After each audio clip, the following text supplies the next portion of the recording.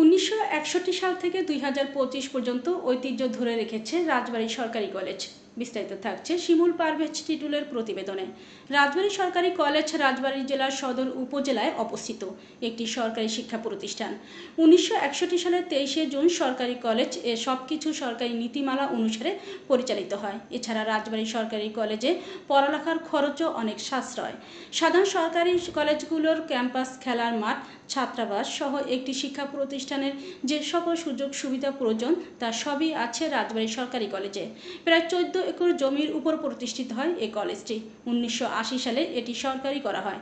বর্তমানে কলেজটির শিক্ষার্থীর সংখ্যা প্রায় 11,000। আমি প্রফেসর এ কে ইকরামুল করিম, অধ্যক্ষ, রাজবাড়ী সরকারি কলেজ।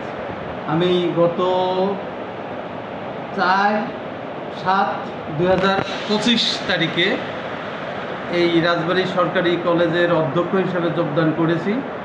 আমি এই এলাকাবাসী, এখানে যারা অধ্যয়নরত বর্তমান আছে এবং অতীতে যারা অধ্যয়ন করে বিভিন্ন পর্যায়ে আছেন, সবার উদ্দেশ্যে একটা অনুরোধ রাখছি যে এই কলেজের কল্যাণের জন্য, এখানে যারা অধ্যয়নরত ছাত্রছাত্রী আছে তাদের কল্যাণের জন্য আপনারা যেখানে আছেন, যে অবস্থানে আছেন, সবার সহযোগিতা চাই।